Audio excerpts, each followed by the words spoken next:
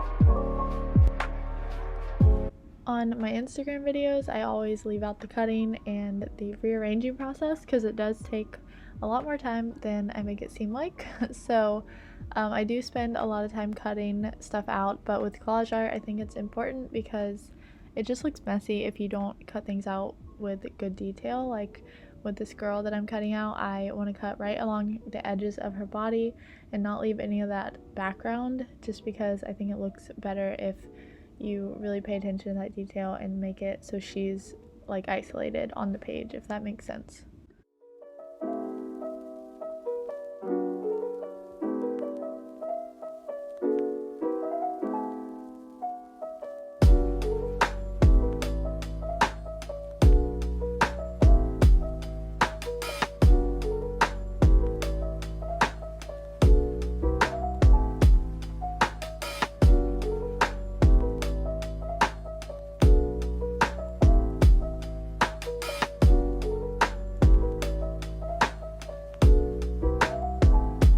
Something that I like to do sometimes is give pictures like a shadow.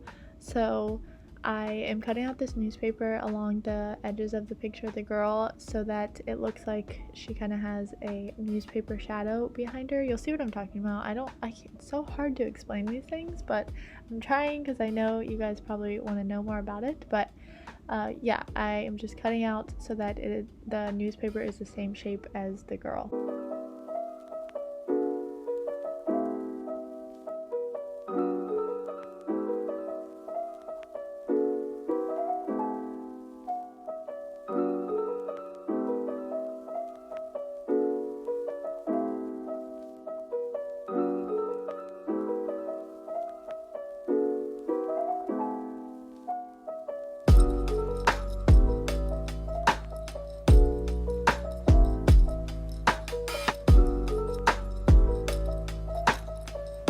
You're probably wondering why I don't just use a black piece of paper, but I don't have any right now. I should really buy some because I do this way too often where I just paint the stupid paper and it takes a lot more effort.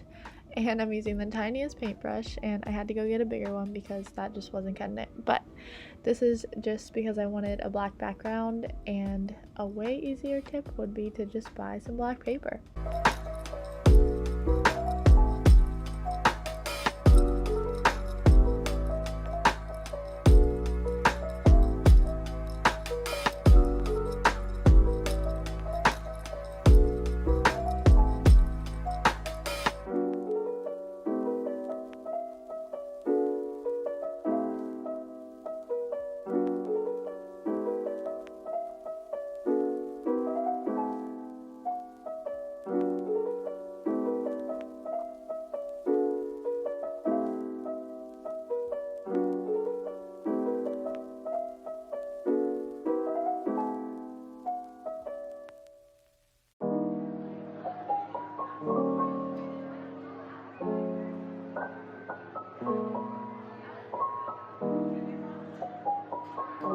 You can see here that I'm just rearranging the papers to see how I want them before I actually tape them down, because I just don't want to make any permanent mistakes. It's a lot easier with tape just because you can pull it back up without it messing up the papers too much. So that's why I do use double-sided tape, and I can stick stuff underneath pieces that I've already taped down, so you'll see that a little bit later on. But I just rearrange it to see how I like it, and you'll see that I do a lot of rearranging. It sometimes doesn't always work out as I wanted it to, and then once I do have like a set plan of how I want it, it never actually turns out that way because I take everything off and then redo it to tape it down. So this is just a rough draft of what it's going to look like, but this does give me an idea of what I want it to look like in the end.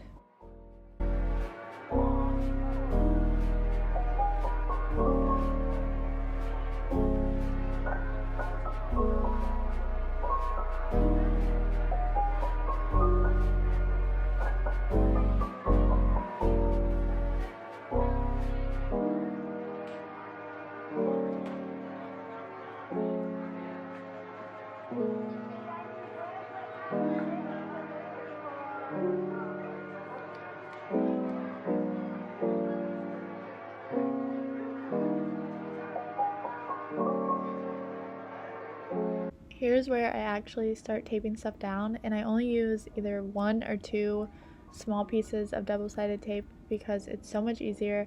You'll see right here that I put down the girl's face, like the bottom half of her face, and then I wanted to put the circle underneath that, and it's way easier than with glue because the edges don't have tape holding it down. So that is why I use double-sided tape, and I think it makes it less permanent than if you use glue.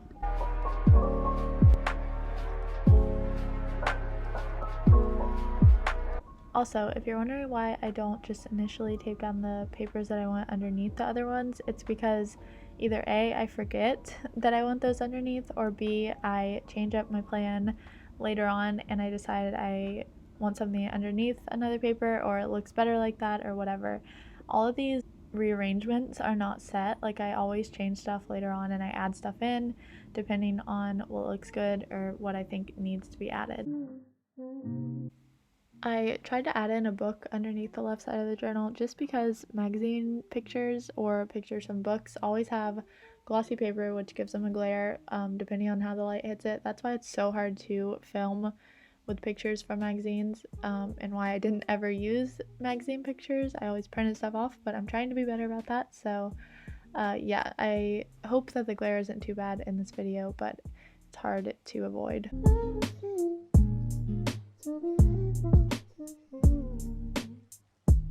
These stickers are actually from Michael's, and I got them a while ago, so I don't know the brand name, and last time I went I couldn't find them. So if you know what brand they are, please let me know. I would really like to buy them again. They're really cute.